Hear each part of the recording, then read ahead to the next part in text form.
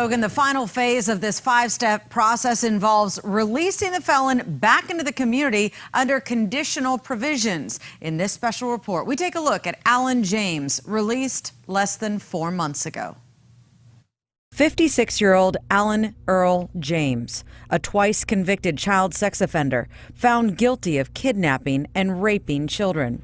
He served a portion of his sentence, and now he's part of the conditional release program and lives in this home paid for by taxpayers. He's listed on the district attorney's website as a sexually violent predator.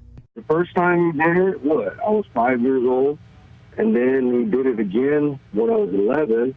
And not just with me, but my siblings as well. Police reports show in graphic detail years of sexual abuse committed by James.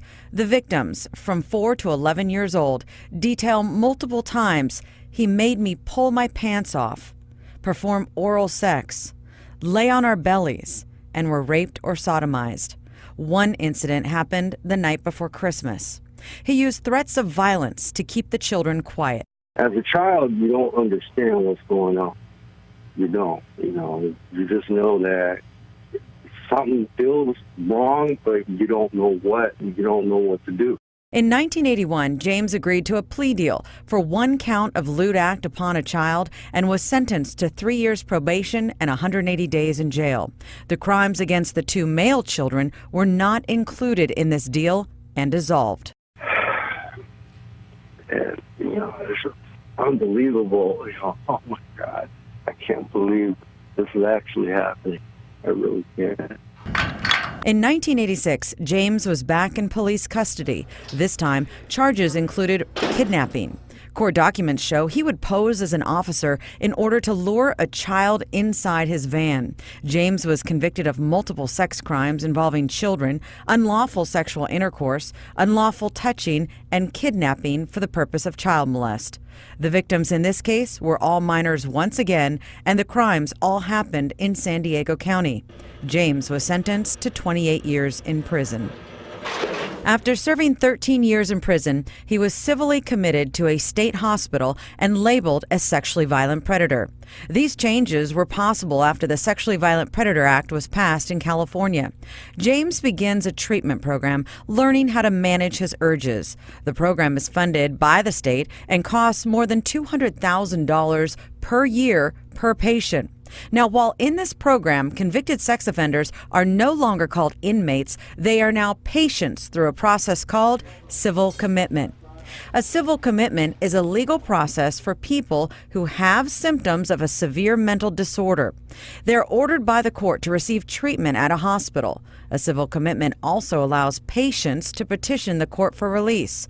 At that point, authorities review doctors' testimony. The judge relies often on the testimony of experts and reports. So someone does what we call a sexually violent predator evaluation, where they interview the person, and often there are some standardized tests that are given, and they basically help rate their actuarial tools. They help rate the level of risk. 3 times from 2014 to 2017, the district attorney's office opposed James's petition for release. Then in 2018, James petitioned again and this time was approved for release. He now lives in Jacumba Hot Springs, about a mile from the city's community center. This is a conditional release, so James must wear an ankle monitor as well as attend meetings and counseling. He's not being allowed to drive, so a chaperone has been assigned to him for an undetermined amount of time. Cost of his living conditions and monitoring is estimated at more than $600,000 for the year, all depending on how long the chaperone is assigned. These conditions are set up by a program officials use to determine if the program has been successful or not. But experts say their system is not foolproof. There are cases where people come out and they don't commit another crime. There are cases where they commit a crime and we never hear about it because they've learned how to be more sneaky and hide in plain sight.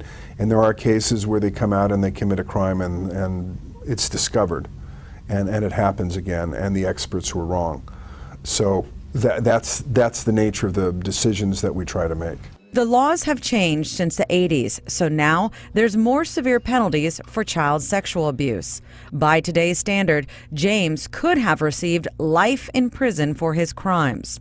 As far as the cost of James's incarceration and treatment, 13 years in prison plus 19 years at a state hospital, taxpayers have spent at least $4.5 million on Alan James. So far, James has not violated any terms of his release. Now, the 24-hour chaperone is gone, but he still wears an ankle monitor. And when he wants to go somewhere, Liberty Healthcare, as you heard, sends a driver paid for by tax dollars. Back to you.